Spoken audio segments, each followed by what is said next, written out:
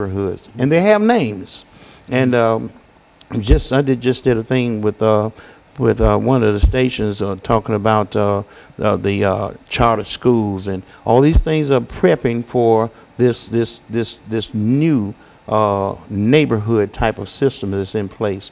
But what is actually happening is it's sending poor people onto a reservation. It's almost like the Indians, as far as I'm concerned, because there's no new development for poor people. We did have to move there at Casey, but fought it off with the support of the NAACP, that they came back with a thing called RAD. And with that RAD, no one has to move, but we moved from Casey to Casey.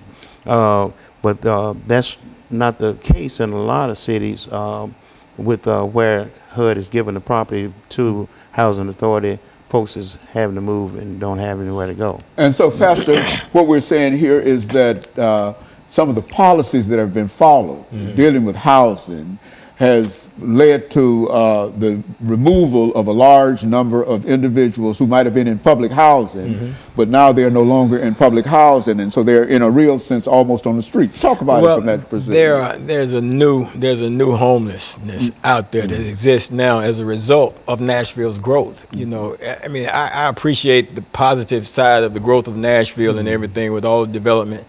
You know, if we can think back, you know, 7, 8 years ago, during the past presidential administration under Bush, you drive around Nashville and you see foreclosure here, foreclosure there. I mean, the housing market just down, you know, and people losing properties and stuff like that. Now, with all this growth that's taking place under this current administration, and Nashville is truly booming and growing, all the construction and everything, but this housing market that's here now is pushing a lot of people out of housing because a lot of them are not unable to afford housing. You know, even with the Section 8 situations and stuff like that, you got people that had properties that had their property certified for Section 8 occupancies. Now that all this growth is taking place, some of these homeowners are taking money, as Mr. Zirker had alluded to earlier in our conversation before, and taking monies and renovated their properties, what I'm trying to say. And as a result of that, they're getting market value for the properties, and so the people that would have normally rented those properties under Section 8, they're unable to find it. And I work with the homeless, and I've experienced people with certificates, Section 8 certificates, but cannot find housing. For the price of those certificates that they have. Yes, absolutely, because so many, you know, the housing market is just so high right now, you know.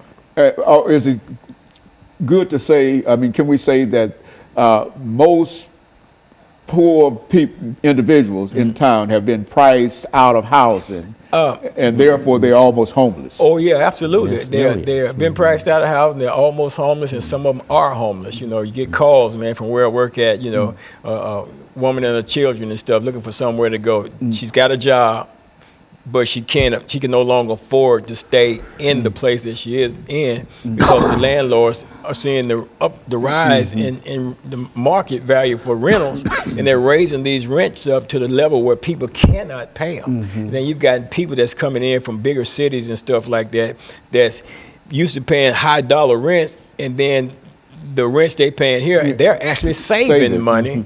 Whereas we're looking at it, man, this is an escalation in the cost of rentals in Nashville, but these people are coming here renting because they're actually saving money, whereas we're seeing it, that the prices, and it's pricing other people out. Okay, and we're going to have, we got 30 seconds in this particular segment. But when we come back, Mr. Zirker, what we want to do is look at some of the proposed solutions to some of the issues that we have, and we'll have 10 minutes to deal with that. But we're going to start with you, and anything that you have or your knowledge in terms of how we might be able to deal with that, this is when we want that information to come out. And we'll be back with our audience following this very, very short commercial break.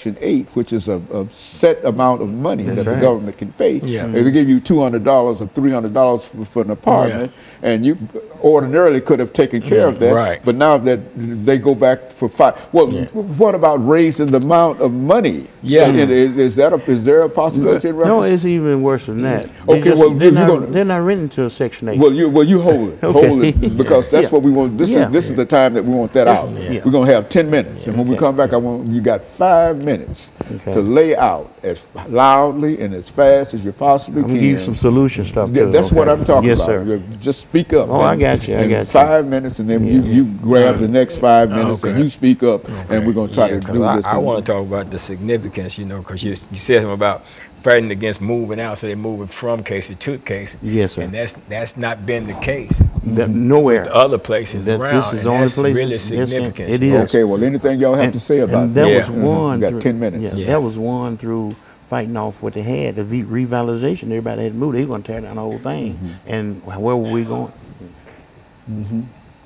Yeah, I know. I see. That's what.